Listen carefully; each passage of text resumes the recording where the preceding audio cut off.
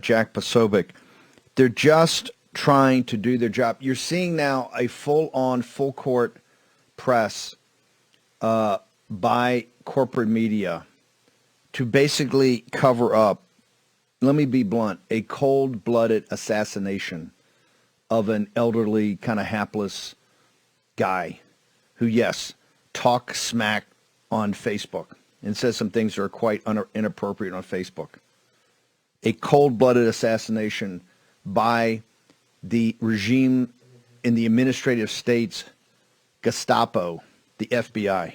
And if this does not cause these guys to be defunded and let Biden shut the government down on midnight September 30th because of this and other things we're going to get into today. Jack Posobiec,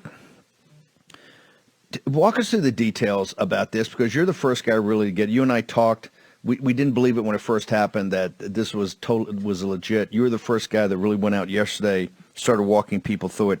Just for people who are not up to speed on the story, just tell us what happened here so we have at least the facts that the neighbors have talked about. We know, and because the FBI is holding back any information, sir. That's right, Steve. So I've got the affidavit that was filed by the Department of Justice, the criminal complaint. I've got these witness statements from the neighbors. Obviously, the video you just played, a very harrowing video there basically a sleepy neighborhood of Provo, Utah. Provo, Utah, not exactly known as a hotbed of extremism. This is a LDS area. This is a pretty calm area, middle class, well-to-do type folks. At 6:15 in the morning, the FBI Mountain Time, 2 days ago now, conducted a pre-dawn raid of a 75-year-old, 300-pound man who we now know is largely homebound, has trouble walking without a cane. He actually has a cane that he designed for himself. A churchgoer. He's a frequent member of his local church, and he's known for making, works in carpentry, and so he makes ramps for disabled folks in the neighborhood, like a woman that lived down the street. He organized some folks together to help him put together a ramp, which, by the way, is a very common thing within the LDS community to do, building something for someone in the community. It's very, very common, very community focused. And the FBI raided his home, serving search warrants on essentially search and arrest warrants for threats against the president, interstate threats against federal officials, and showed up there. You can hear banging on the door, screaming. A flashbang or smoke grenade goes off. It's kind of hard to tell exactly what it is just from the footage that we have. The footage then cuts off. The witnesses then tell us that a hail of bullets, a barrage of bullets, was then fired by the FBI squad. And you can see in that video, that is an FBI SWAT vehicle, a Bearcat, that's come up with them. They are rolling in a very strong, heavy force operation into this area. But when you go through the actual details of this, it shows that this man had been identified to law enforcement all the way back in March for some posts that he had been making. And to be clear, the posts that he was making extremely inflammatory. They are the type of posts where you would expect a knock on the door. All right, you're going to expect a knock on the door. You're going to get a visit. Seeing posts like this, you're going to get a visit. And they did visit him. They followed him to church. They saw that he got into his vehicle with another man from church. They drove out afterwards. He wore a suit to church. But then it says they spoke to him at his home after church that day back in March when they confronted him. And he yelled at them, but at the end said they were just posts. I was talking about a dream I had, and then slammed the door in their faces. And so there was no violence in that earlier interaction whatsoever. And then you have the FBI show up like this, triggering a reaction that they got, where they tell they've now said later that he was showing a gun, brandishing a gun when they showed up at his house in this pre-dawn raid, and after they saw that firearm, they opened fire. It's the neighbors that have said this was over the top. It scared the neighbors. They said they couldn't believe the show of force. I think one of the neighbors said hundreds. They're probably too many, but hundreds. Go ahead. And not only that, Steve, after we're told that after he was shot and killed inside his home, they drug his body outside into the street, attempted to resuscitate him. It was unsuccessful. and then they left his body lying there in the street. And there are some photos of this, some that have been blurred, that have been released, where his body was bled out and left on the street there with, this is a neighborhood with children, for over 2 hours. 2 hours.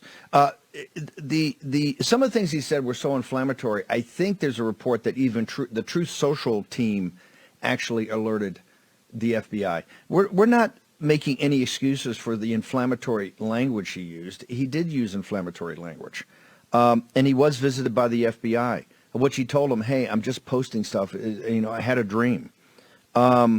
He's 300 pounds. He's totally immobile. One of the neighbors mocked the FBI, saying, to think that this guy could go down and shoot Joe Biden is ridiculous. He can't even get out of the house. The pictures you see, the photos you see, that he's taking his time to build ramps for people. He can barely stand. Every picture you got, he's leaning over something. This guy is almost completely immobile. And why is the FBI? What we need immediately is we need the body cams. Because here's what's odd. They say he came after the flashbang. He came to the door. He was brandishing a weapon. And the neighbors say then a hail of gunfire that shocked the neighborhood took this guy down. But then they had to go to get the body in the house. Does that mean he got shot and fell back in the house? Does that mean he was still in the house? Then they dragged him out. They tried to resuscitate him. We don't know how long. And it looked like he got hit by so many bullets. He's probably dead immediately. They try to resuscitate him. Then, to desecrate the body, they allowed the body to stay right there on the pavement in a neighborhood with children. They put a blanket or something over it, but he bled out all over there. Desecrated the body. Let him just lay there for 2 hours. Jack Posobiec. Well, we're also told that the gentleman has a blind son, obviously an older blind son now, that is disabled, that he takes care of. Some of the neighbors reaching out, and really the one of the biggest pieces of this is the neighbors and their statements that have all come forward saying that this was actually a very beloved man within the community. They said, sure, he posted cranky stuff. We all knew about it, but he was the first guy to help you out if you needed something. He made, because of his carpentry skills, he made toys for kids in the area around Christmas time, was well known, well liked at his church, could be seen helping his blind son find a place to sit, that he helps him out, get him around. Not sure exactly what's going to happen with that son. He's got a couple of other kids, wife predeceased. And so the neighbors have almost unilaterally, just every single one of them, or I should say unanimously, reached out and said they can't believe that the FBI would have targeted a guy like this, because they said these were obviously inflammatory statements, but he would never actually do anything like this. Even so far as the family releasing a very lengthy statement last night, which I posted up on all my social media, essentially attesting to the exact same kind of character of the man who was involved. And another piece of this, Steve, that's very confusing to people. I would respond to what Morning Joe was saying. They're because they're blaming this on Donald Trump. They're saying it's all Trump. Well, he'd actually been posting like this for over a decade, believe it or not, on Facebook. He had posts like this about Obama. He had posts like this about numerous other individuals, and I don't think they were very not a lot of engagement, we would say, in the social media community.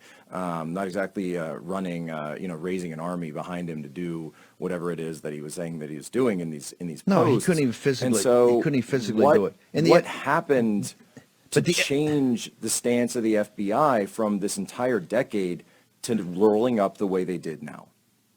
It's very simple. They use this as a show of force. This is exactly what they're trying to do to the Catholics. They're trying to put America on notice, right? You get out of line, you're going to be bleeding. You're going to bleed out on that. You're going to bleed out on the sidewalk in front of your house. This was a cold-blooded assassination, and Ray ought to be called in. They should not approve any FBI budgets. They get to the bottom of all this. This was a angry guy. He put up a lot of stuff over a lot of years that was inappropriate, totally inappropriate. That doesn't mean you send a massive up-armored SWAT team and assassinate him. It's assassination. It's assassination. That's why they won't release the body cam. You're going to see this guy taken out.